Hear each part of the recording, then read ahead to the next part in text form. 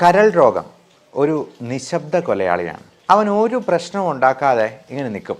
ആൾക്ക് ഇച്ചിരി വണ്ണമൊക്കെ ഉണ്ടാകും, അനുബന്ധമായിട്ട് സ്വല്പം ഡയബറ്റീസും ഹൈപ്പർ ടെൻഷനും കൊളസ്ട്രോളും ഒക്കെ ഉണ്ടാകും.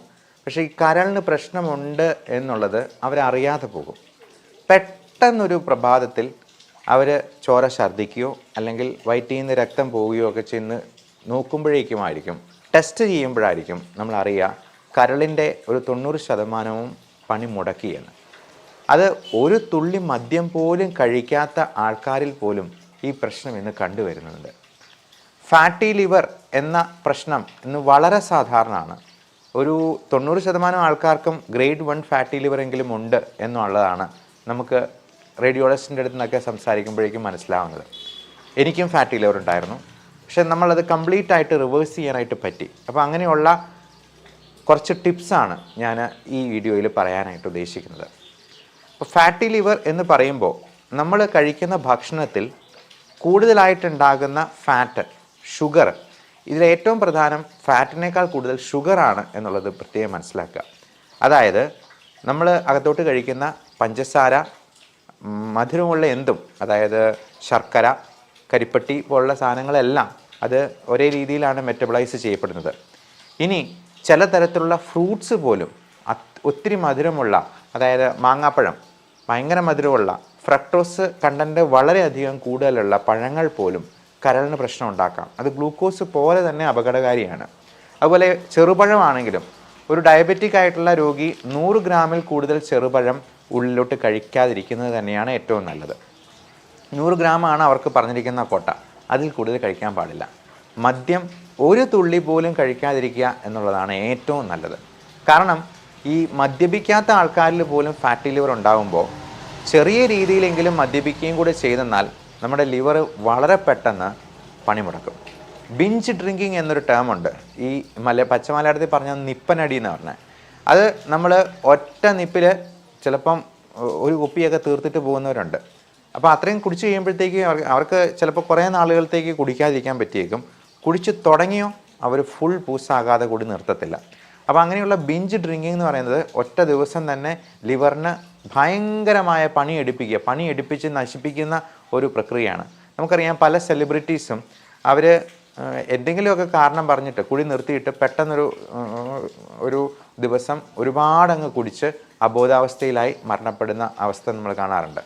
ഇപ്പോൾ നമ്മുടെ മലയാളത്തിൻ്റെ പ്രിയപ്പെട്ട എഴുത്തുകാരനായിട്ടുള്ള ഗിരീഷ് പുത്തഞ്ചേരി സാർ ഒരുപാട് നല്ല ഗാനങ്ങളൊക്കെ എഴുതിയിട്ടുള്ള സാറ് പോലും ഈ പറഞ്ഞ പോലെ കരൾ രോഗമായി ഉണ്ടായിരുന്നു. അപ്പം കുടി നിർത്തണമെന്ന് പറഞ്ഞിരുന്നു. കൊച്ചിൻ ഹനീഫ എന്ന നമ്മുടെ പ്രിയപ്പെട്ട നടൻ, അദ്ദേഹവും ലിവറിൻ്റെ പ്രശ്നമായിട്ട് പെട്ടെന്ന് മരണപ്പെട്ടതാണ്. കൊച്ചിൻ ഹനീഫ ഒരു തുള്ളി പോലും മദ്യം കഴിക്കാത്ത ആളാണ്, പക്ഷെ ഒത്തിരി ഭക്ഷണം കഴിച്ചതിൽ നിന്ന് ലിവർ ഡിസീസ് വന്നതാണ്. അപ്പോൾ അദ്ദേഹത്തിൻ്റെ മരണം അറിഞ്ഞു കഴിഞ്ഞപ്പോഴത്തേക്കും അതിന് ടെൻഷൻ മറക്കാനെന്നുള്ള രീതിയിൽ ഒരുപാട് ഡ്രിങ്ക്സ് കഴിക്കുകയും പെട്ടെന്ന് രാത്രിയിൽ സ്ട്രോക്ക് ഉണ്ടാകുകയും അങ്ങനെ മരണപ്പെടുകയും ചെയ്യുകയാണ്. അപ്പോൾ ഇതെല്ലാം വളരെ ഇൻ്റർറിലേറ്റഡ് ആയിട്ടുള്ള കാര്യങ്ങളാണ്. Fatty liver, diabetes, hypertension, cholesterol, അതിനോടനുബന്ധിച്ചുണ്ടാകാവുന്ന വലിയ കോംപ്ലിക്കേഷൻസ് ആയിട്ടുള്ള കാർഡിയാക് പ്രോബ്ലംസ്, സ്ട്രോക്ക്, റെസ്പിറേറ്ററി ആയിട്ടുള്ള കോംപ്ലിക്കേഷൻസ്, ഇങ്ങനെയുള്ളവർക്കൊക്കെ പലപ്പോഴും കൂർക്കംവലി ഉണ്ടാവും. കൂർക്കംവലി ആൾക്കാരൊരു വലിയ പ്രശ്നമായിട്ട് ശ്രദ്ധിക്കാറേ ഇല്ല എന്നുള്ളതാണ്. മദ്യപിച്ച് കഴിഞ്ഞിട്ടുണ്ടെങ്കിൽ ആ പരിസരത്തൊന്നും ആർക്കും ഉറങ്ങാൻ പറ്റാത്ത പോലെ കൂർക്കംവലി ആയിരിക്കും. അപ്പോൾ അതിന് കാരണം ഈ മദ്യം നമ്മുടെ റെസ്പിറേറ്ററി മസിൽസിനെയെല്ലാം അങ്ങ് ലാക്സ് ആക്കി കളയും. അതുകൊണ്ട് നമുക്ക് നല്ല രീതിയിൽ ശ്വാസം എടുക്കാൻ പറ്റാതെ വരികയും ഉറക്കം ശരിയായി നടക്കാതെ വരികയും ബോധം കെടലാണ് സംഭവിക്കുക. അതുകൊണ്ട് തന്നെ ഓക്സിജൻ ഒത്തിരി അങ്ങ് കുറഞ്ഞു പോയിട്ട് നമ്മൾ ആയാസപ്പെട്ട് ശ്വാസം എടുത്തിട്ട് പിന്നെയും ഉറങ്ങുക. അപ്പം ഇടയ്ക്ക് വായിന്ന് സെക്രീഷൻസ് ഒക്കെ വന്നിട്ട് കണ്ടു നിൽക്കുന്നവർ പേടിച്ചു പോകും. അതുപോലെയുള്ള രീതിയിൽ ഈ പ്രശ്നങ്ങൾ ഉള്ളവർ ഒത്തിരി പേരുണ്ട് നമ്മുടെ സമൂഹത്തിൽ. അപ്പോൾ ഈ സ്ലീപ്പ് ആപ്നിയ എന്ന് പറയുന്നത് വളരെ പ്രശ്നങ്ങൾ ഉണ്ടാക്കാവുന്ന, ഉറക്കത്തിൽ തന്നെ ഹാർട്ട് അറ്റാക്കും സ്ട്രോക്കും ഉണ്ടാക്കാവുന്ന ഒരു പ്രശ്നമാണ് എന്നുള്ളത് മനസ്സിലാക്കുക. അപ്പോൾ മദ്യം ഇത്തരത്തിലെല്ലാം നമ്മുടെ എല്ലാ അവയവങ്ങളെയും പ്രത്യക്ഷത്തിൽ ഡയറക്റ്റ്ലി ഓർ ഇൻഡയറക്ട്ലി അത് ബാധിക്കാനിടയുണ്ട് എന്നുള്ളത് മനസ്സിലാക്കുക. അപ്പോൾ മദ്യം ഒഴിവാക്കുകയും നമ്മൾ ഭക്ഷണശീലങ്ങളിൽ കൃത്യത പുലർത്തുകയുമാണ് ഇതിന് ഏറ്റവും നല്ല കാര്യം. അപ്പം മധുരം, വൈറ്റ് പോയിസൺ പരമാവധി ഒഴിവാക്കുക, ബേക്കറി സാധനങ്ങൾ ഒഴിവാക്കുക, അതുപോലെ മൈദ അടങ്ങിയ ഭക്ഷണ സാധനങ്ങൾ പരമാവധി കുറയ്ക്കുക. അത് പൊറോട്ട മാത്രമല്ല, ബണ്ണ്, ബ്രെഡ്, കുബൂസ് തുടങ്ങിയ സാധനങ്ങളെല്ലാം മൈദയാണ്. അത് പരമാവധി കുറയ്ക്കുക. എന്നിട്ട് കൂടുതലായിട്ട് ഗ്രീൻ ലീഫി വെജിറ്റബിൾസ്, നമുക്ക് കാർബോഹൈഡ്രേറ്റ് ഒഴിവാക്കുമ്പോഴത്തേക്ക് അപ്പം പകരം എന്ത് ചെയ്യും, പ്രോട്ടീൻ വെച്ച് സപ്ലിമെൻറ്റ് ചെയ്യാം. വാസ്തവത്തിൽ നമ്മൾ കഴിക്കുന്ന ഇറച്ചിയും മീനും ഒന്നും മുട്ടയൊന്നും അല്ല ഏറ്റവും പ്രശ്നം ഉണ്ടാക്കുന്നത്, നമ്മുടെ ഈ അരി ആഹാരങ്ങളും കാർബോഹൈഡ്രേറ്റ്സുമാണ്. അപ്പോൾ വണ്ണം കുറയ്ക്കാനായിട്ടും ഉള്ളൊരു ടിപ്പ് ഞാൻ പറഞ്ഞുതരാം.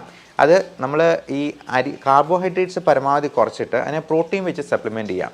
നമുക്ക് ഉച്ചയ്ക്കും വൈകുന്നേരവും 2 മുട്ടയുടെ വെള്ള കഴിക്കുക, നല്ല ഗ്രീൻ ലീഫി വെജിറ്റബിൾസ് കഴിക്കുക, അതുപോലെ അധികം മധുരമില്ലാത്ത പഴങ്ങളും കഴിക്കുക. തണ്ണിമത്തൻ, പേരയ്ക്ക പോലുള്ള പഴങ്ങൾക്കൊന്നും വലിയ മധുരമില്ല, മാങ്ങാപ്പഴം പോലുള്ള സംഗതികളല്ല ഉദ്ദേശിക്കുന്നത്. അതുപോലെ കുക്കുംബർ, അങ്ങനത്തെ സാധനങ്ങളൊക്കെ നമുക്ക് വിശപ്പ് കുറയ്ക്കാനായിട്ട് ഉപയോഗിക്കാം. അതുപോലെ തന്നെ ഈ ഫൈബർ കണ്ടൻറ്റ് കൂട്ടാനും വിശപ്പ് മാറി നിൽക്കാനും നമ്മുടെ ഫാറ്റ് ഉരുക്കിക്കളയാവുന്ന തരത്തിലുള്ള പുതിയ തരത്തിലുള്ള മരുന്നുകൾ ഇന്ന് മോഡേൺ മെഡിസിനിൽ അവൈലബിൾ ആണ്.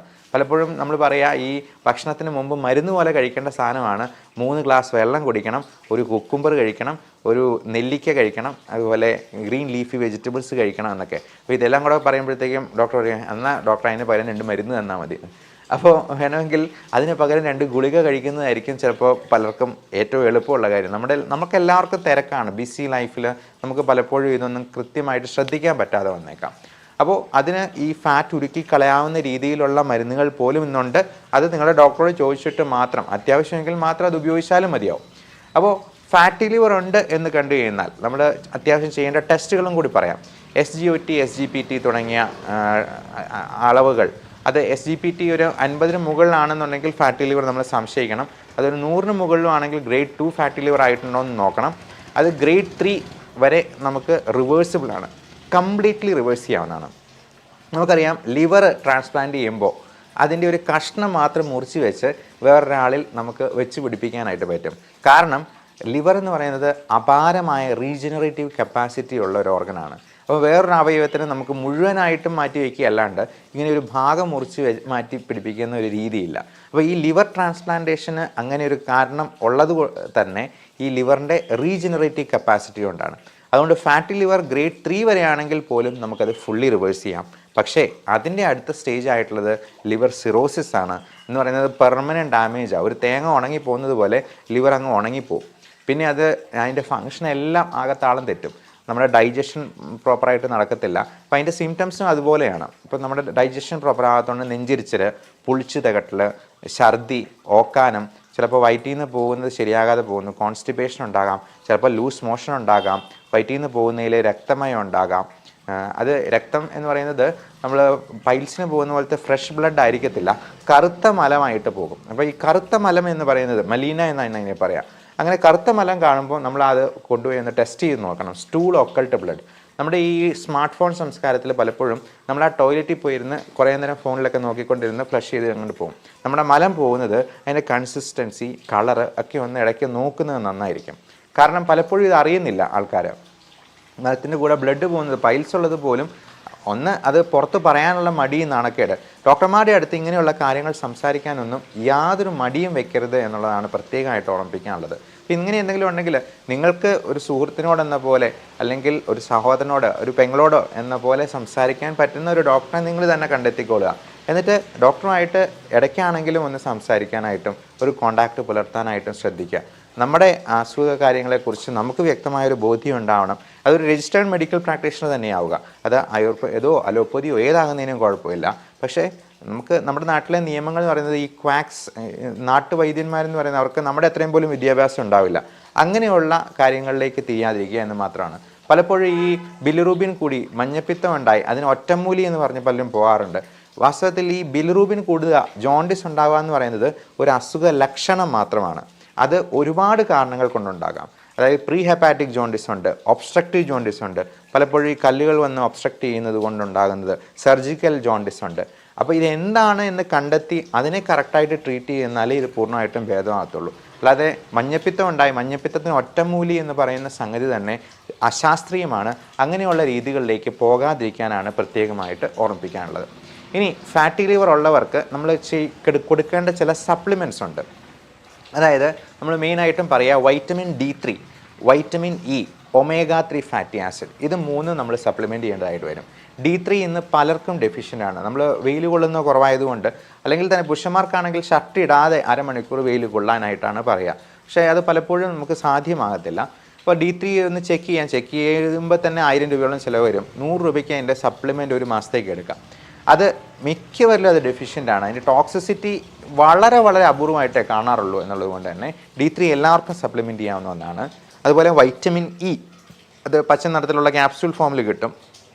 ഭക്ഷണത്തിലാണെങ്കിൽ നമുക്കത് ഉൾപ്പെടുത്താവുന്നതാണ്. പലപ്പോഴും നമുക്കത് പല ഭക്ഷണത്തിൽ നിന്ന് നമുക്ക് കിട്ടത്തില്ല. ഗ്രീൻ ലീഫി വെജിറ്റബിൾസിലും ചീര, സ്പൈനാഷ് പോലുള്ള സംഗതികളിലും ഒക്കെ നമുക്ക് വൈറ്റമിൻ ഇ കിട്ടാവുന്നതാണ്. അതുപോലെ cod liver oil, fish liver oil എന്ന് പറയുന്ന സംഗതി, അത് അയല, മത്തി തുടങ്ങിയ ചെറു മത്സ്യങ്ങൾ കറി വെച്ച് ഉപയോഗിച്ചാൽ വളരെ നല്ലതായിരിക്കും. തുണ്ടമീനൊന്നും നമുക്ക് വേണ്ട. തുണ്ടമീനൊക്കെ പലപ്പോഴും റെഡ് മീറ്റ് ഗണത്തിൽപ്പെടുന്നതാണ്. അത് ഫാറ്റി ലിവറിന് കൂടുതൽ ഉണ്ടാക്കാൻ പ്രശ്നമുള്ള സംഗതികളാണ്. ഈ തുണ്ടമീനാണെങ്കിലും പോർക്ക്, മട്ടൺ, ബീഫ് തുടങ്ങിയിട്ടുള്ള ബാക്കിയുള്ള ഇറച്ചികളാണെങ്കിലും ഒക്കെ. അതുപോലെ റെഡ് മീറ്റ് ഗണത്തിൽപ്പെടുന്ന സംഗതികൾ പരമാവധി ഒഴിവാക്കുക. വൈറ്റ് മീറ്റ് ആയിട്ടുള്ള ചിക്കൻ കറി വെച്ച് ഉപയോഗിക്കുന്നത് തീർച്ചയായിട്ടും നല്ലതായിരിക്കും. പൗൾട്രി വിഭാഗത്തിൽപ്പെട്ടത് എല്ലാം വൈറ്റ് മീറ്റാണ് എന്ന് നമുക്ക് ജനറലൈസ് ചെയ്ത് പറയാം. അതുപോലെ ഫ്രൈഡ് ഐറ്റംസ് പരമാവധി കുറയ്ക്കുക. ഏറ്റവും പ്രധാനം ഇതിനകത്ത് കാർബോഹൈഡ്രേറ്റും ഷുഗറും കുറയ്ക്കുക എന്നുള്ളതാണ്. അപ്പോൾ ഈ സപ്ലിമെൻറ്റ്സ് 3 കാര്യങ്ങൾ പറഞ്ഞു. ഇനി ഇതിനോടനുബന്ധിച്ച് ഡയബറ്റീസ് ഉള്ളവർക്ക് ആ മരുന്നുകളിൽ അല്പം മോഡിഫിക്കേഷൻ വരുത്തിയെന്നാൽ അത് ഫാറ്റി ലിവറിനെയും കൂടി ഹെൽപ്പ് ചെയ്യും. ഉദാഹരണത്തിന് മെറ്റ്ഫോമിൻ എന്ന മരുന്ന്, അത് ഒരു ദിവസം 2 ഗ്രാം വരെ നമുക്ക്, അതായത് 2000 മില്ലിഗ്രാം വരെ ഒരാൾക്ക് സേഫായിട്ട് കഴിക്കാം. മെറ്റ്ഫോമിൻ 2000 മില്ലിഗ്രാം തന്നെ കഴിക്കുന്നതാണ്. മെറ്റ്ഫോമിൻ ഗുളികയ്ക്ക് വെയിറ്റ് കുറയ്ക്കാനായിട്ടുള്ള അത്ഭുതകരമായിട്ടുള്ള കഴിവുള്ളത് കൊണ്ടും ഫാറ്റി ലിവറിനെ നിയന്ത്രിക്കാനും പറ്റുന്നതുകൊണ്ട് മെറ്റ്ഫോമിൻ ഈ ഡയബറ്റിക് രോഗികൾക്ക് വളരെ നല്ല ഒരു ചോയ്സാണ് എന്ന് പ്രത്യേകം ഓർക്കുക. അതുപോലെ തന്നെ പയോഗ്ലിട്ടസോൺ എന്ന് പറയുന്ന മരുന്നും ഷുഗർ രോഗികൾക്ക് ഫാറ്റി ലിവർ ഉണ്ടെന്നുണ്ടെങ്കിൽ വളരെ നല്ല ഒരു ഓപ്ഷനായിരിക്കും. അത് നിങ്ങളുടെ ഡോക്ടറോട് സംസാരിച്ചിട്ട് അതിനനുയോജ്യമായിട്ടുള്ള മരുന്ന് സെലക്ട് ചെയ്യുക. അതുപോലെ ലിവറിൻ്റെ പ്രശ്നം കൂടുതലായിട്ടുണ്ടായിട്ടുണ്ട്. ഇപ്പോൾ ലിവർ സിറോസിസ് പോലുള്ള ഇതിലേക്ക് തുടക്കമായിട്ടുണ്ടെങ്കിൽ ഈ പറയുന്ന മരുന്നുകളല്ല ഉപയോഗിക്കേണ്ടത്. അതിന് വളരെ സേഫ് ആയിട്ടുള്ള SGLT2 ഇൻഹിബിറ്റേഴ്സ്, DPP4 ഇൻഹിബിറ്റേഴ്സ് എന്ന് പറയുന്ന ഗ്രൂപ്പിൽ പെടുന്ന, ഈ ഗ്ലിപ്റ്റിൻ ഗ്രൂപ്പിൽ പെടുന്ന വിൽഡാഗ്ലിപ്റ്റിൻ, ടെൻലിഗ്ലിപ്റ്റിൻ തുടങ്ങിയ മരുന്നുകളും, അതുപോലെ ഡാപ്പാഗ്ലിഫോസിൻ പോലുള്ള എംപാഗ്ലിഫോസിൻ എന്നുള്ള വാലുകളുള്ള ചില മരുന്നുകളുമാണ്. അത് കിഡ്നിക്കും ലിവറിനും ഒന്നും ഒരു പ്രശ്നവും ഉണ്ടാക്കാത്ത രീതിയിൽ ഷുഗറിനെ കൺട്രോൾ ചെയ്യുന്ന മരുന്നുകളുണ്ട്. അപ്പോൾ ഇത് നമ്മൾ ഇടയ്ക്കിടയ്ക്കൊക്കെ ഒന്ന് ചെക്ക് ചെയ്യണം. നിങ്ങളുടെ ഡോക്ടറോട് ചോദിച്ച് അതിന് അനുയോജ്യമായിട്ടുള്ള മരുന്നുകളിലേക്ക് നമ്മൾ മാറണം എന്നുള്ളതാണ് പ്രത്യേകം ഓർപ്പിക്കാനുള്ളത്. ഫാറ്റി ലിവർ സിറോസിസിലോട്ട് പ്രോഗ്രസ് ചെയ്യുന്നുണ്ടോ എന്നുള്ളത് പ്രത്യേകമായിട്ട് നോക്കാനായിട്ട് ഇത് റിപ്പീറ്റായിട്ട് ചിലപ്പം ഒരു 6 മാസം കൂടുമ്പോഴെങ്കിലും നിങ്ങളുടെ ഡോക്ടറോട് സംസാരിച്ച് അതിന് വേണ്ട ടെസ്റ്റുകൾ ചെയ്യുക. നമ്മളിത് പാടെ മറന്നു വെച്ചിട്ട് നമുക്ക് ഇഷ്ടമുള്ള എല്ലാം കഴിച്ച് യാതൊരു ഉത്തരവാദിത്വം ഇല്ലാതെ പോയി കഴിഞ്ഞിട്ടുണ്ടെങ്കിൽ ഉറപ്പായിട്ടും വളരെ പെട്ടെന്ന് തന്നെ നമുക്ക് പ്രശ്നങ്ങൾ ഉണ്ടാകും എന്നുള്ളതാണ്. ഇത് ശരീരം മുഴുവൻ നീർക്കെട്ടുണ്ടായി, വയറ്റിൽ അസൈറ്റിസ് എന്ന് പറയുന്ന നീർക്കെട്ടുണ്ടായി, അത് കുത്തിയെഴുത്ത് പലപ്പോഴായിട്ട് നമ്മുടെ സോഡിയം പൊട്ടാസ്യത്തിൻ്റെ അളവൊക്കെ കുറഞ്ഞു പോയി നമ്മുടെ ലങ്സിൽ പോലും നീർക്കെട്ടുണ്ടാക്കി, അവിടെ പ്ലൂറൽ എഫ്യൂഷൻ എന്ന് പറയുന്ന സംഗതി ഉണ്ടാക്കി അവിടെ നിന്ന് ട്യൂബ് ഇട്ട് വെള്ളം എടുത്ത് കളയേണ്ട അവസ്ഥ ഉണ്ടാവുക. ഇതൊന്നും അത്ര നല്ല അനുഭവങ്ങളായിരിക്കത്തില്ല എന്ന് പ്രത്യേകം ഓർപ്പിക്കുന്നു. അതുപോലെ അത് തലച്ചോറിനെ ബാധിപ്പിക്കുമ്പോഴാണ് ഹെപ്പാറ്റിക് എൻകഫലോപ്പതി എന്ന് പറയുന്ന കോംപ്ലിക്കേഷൻ ഉണ്ടാവുക. അമോണിയയുടെ അളവ് കൂടുമ്പോഴത്തേക്കും. അപ്പോൾ അങ്ങനെ കൂടാതിരിക്കാനുള്ള മരുന്നുകളുമുണ്ട്. ലാക്ടലോസ് പോലുള്ള സിറപ്പുകൾ, അത് കോൺസ്റ്റിപ്പേഷൻ റിലീവ് ചെയ്യാനും കൂടെ ഹെൽപ്പ് ചെയ്യുന്നതാണ്. നമ്മുടെ ടോക്സിസിറ്റിയൊക്കെ പരമാവധി കുറയ്ക്കാൻ പറ്റുന്ന വളരെ നല്ല മരുന്നുകൾ നമുക്ക് മോഡേൺ മെഡിസിനിൽ അവൈലബിൾ ആണ്. ഇപ്പോൾ ആയുർവേദത്തിലാണെങ്കിലും ഹോമിയോയിലാണെങ്കിലും അത് അവരുടേതായിട്ടുള്ള മരുന്നുകളുണ്ടാവും. എപ്പോഴും രജിസ്റ്റേർഡ് ആയിട്ടുള്ള ഒരു പ്രാക്ടീഷണറെ സമീപിച്ച് അതിന് വേണ്ട ട്രീറ്റ്മെൻറ്റ് എടുക്കുക എന്നുള്ളതാണ് പ്രത്യേകം ഓർപ്പിക്കാനുള്ളത്. അതേപോലെ തന്നെ ലിവറിന് ഒത്തിരി പ്രശ്നങ്ങളുള്ളപ്പോൾ അതിനെ റെജുവിനേറ്റ് ചെയ്യാനായിട്ടുള്ള UDC പോലുള്ള സോഡിയോക്സിക്കോളിക് ആസിഡ്, സിലിമാരിൻ തുടങ്ങിയ മരുന്നുകളും ഉണ്ട്. ഇതൊന്നും ഓവർ ദ കൗണ്ടർ മെഡിസിൻ അല്ല. ഒരു ഡോക്ടറുടെ പ്രിസ്ക്രിപ്ഷനോട് കൂടി കൃത്യമായിട്ടുള്ള ഫോളോ അപ്പോട് കൂടി ഈ മരുന്നുകൾ ഉപയോഗിക്കാനായിട്ടും നിങ്ങളുടെ ലിവറിൻ്റെ ആരോഗ്യം സംരക്ഷിച്ച് നിർത്താനായിട്ടും പ്രത്യേകം ശ്രദ്ധിക്കുക. Thank you.